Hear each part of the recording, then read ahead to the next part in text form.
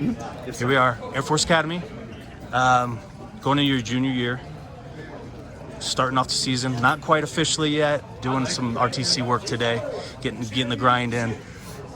Why don't you tell me, just from a recruiting standpoint, what brought you here? So, a big factor when I was coming here is, or just to any college when I was looking at a college is, wrestling is a big part of my life, but ultimately, wrestling will come to an end, and I want to love what I do for the rest of my life. And I love wrestling, and when I came here, I found I can still love wrestling and then love my job for the rest of my life, which includes serving in the United States Air Force.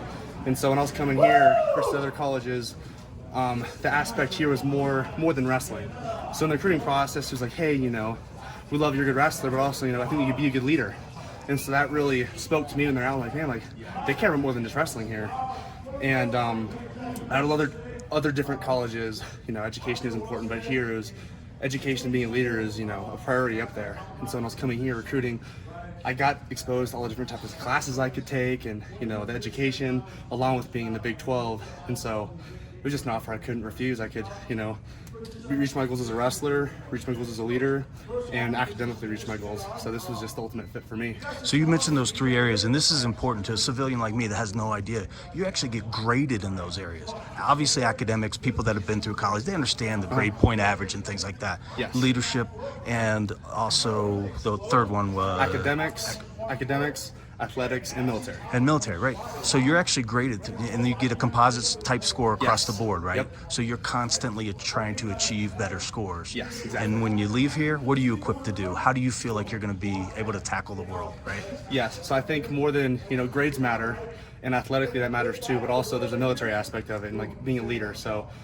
we take a bunch of leadership classes while we're here. We have certain classes that are maybe like half a semester just based towards certainly leadership, and then within each class we incorporate leadership skills. And so as you go through the years, as a 4-degree, you're a good follower. A 3-degree, so I'll break it down. As a freshman, Yep. you're pretty much just being a good follower.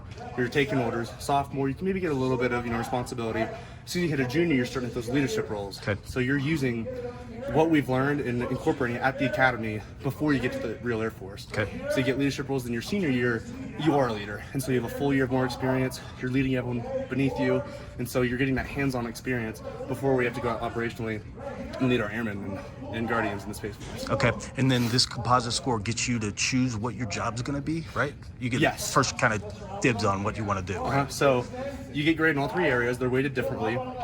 Military is 35%, GPA is 50%, athletic is 15%, so that's your OPA. And each person in each class, you get ranked off your OPA, and so when you get your job, it's important to do good in all three areas. You can't really slack in any of them. So when it comes to your jobs, they go see who's number one all the way down through all you guys, and there's only a certain amount of slots for each job. And so as you go through, based off of you have the higher grade, and your OPA is high, the more likely to get the job you want because there's more slots open.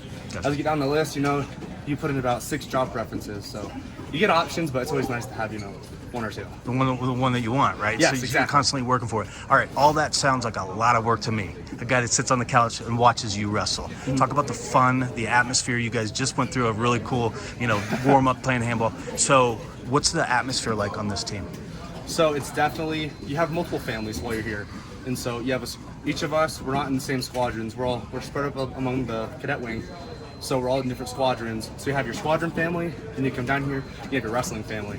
And that's a big part because your freshman year, you're always kind of getting critiqued a lot. And so having those relationships, you do start building them, but down here it's more, we start that through the relationship. We're going out, we're bonding, we're playing games like this, And so you kind of start here as this is like more of a comfort area. You get to come, we got a team room with a bunch of snacks and stuff. We come down here, bond together. And so just having that, like starting that your freshman year and kind of seeing the seniors roll out, and you're kind of like, man, I remember these seniors, but then you're the senior, and you're leading all the freshmen beneath you. And so it's just comforting having that family down here. Mm-hmm. So do you get to have any fun at all? Oh, yeah. All right. So we do have fun, yeah. Okay. So I'd say some things we call mandatory fun, such as football games. Yep. But if you go to a football game, we're having fun. Like, Yep. we're all in the stands, we're doing funny stuff. And while you're a freshman, it is kind of hard, but we have some weekends where you can get back at your upperclassmen. So we have, hall brawl stuff. Some stuff is kind of, you're not supposed to do anymore, but, Yep. you attack upperclassmen, throw them in the shower, stuff like that. Gotcha. And then we always have MWR events. So we have specific people in squadron in leadership for morale. And so that's awesome. We always have, like, on Thursdays, we make food in our own squadrons. Okay. Before football games, we have cookouts. We're playing spike ball, frisbee, you know, the whole cadet wing, we're down there bonding, having a good time. Mandatory fun, but it is a good time. But other than that, freshman year, your weekends are kind of training, but as an upperclassman, it's amazing. I mean, beautiful Colorado Springs. I mean, my buddies, wrestling buddies up there, we go on hiking trips, like, you know, weekends we have off, and you get to enjoy Colorado Springs more than just the academy. And the beautiful view, the mountains. You got 2 trails right here, you just walk to them. Yeah, you got to go uphill. Yeah, they're amazing. So, Yeah. I mean, just having that when you look out your window is just, I love waking up, get a nice sunrise, nice mountains, it's beautiful. It is beautiful, that's for sure. All right, let's talk about wrestling real quick, and I'll let you get back on the mat. Your goals this year, what do you want to do? Break it down for us. So, definitely in season, I want to be NCAA national champion. That's the ultimate goal this year. Yep. I've kind of learned multiple different things each year. Freshman year had, you know, going through COVID. Last year, you know, found some areas that I did really excel in, but I was kind of leaving some other skills that are necessary to be at that level. I was leaving those behind. And so over the summer, that's been a big focus point versus just focusing on one area I was weak is, hey, I might be weak here, but I still got to build in these other areas, you know, neutral, defense, you know, last minute scenarios, there's 30 seconds left in the match, what do you do? That's some things I personally overlooked at some points. And so definitely breaking it down to certain case scenarios, I realize that's super important. Wrestling with the world team and the national team, practicing with them, that's all they do. It's just, you know, it's inches now, you know. So definitely getting that experience and pursuing in those areas. And then after season, of course, you know, after NCAAs, collegiate's done, I'm going to keep going and, you know, try to make a world team. Okay, great. So I'm a Big Ten guy. Sorry about that. That's from okay. the Midwest. I look at you like a best kept secret, under the radar kind of guy. Would you say that that's true, or is that an insult to somebody like you?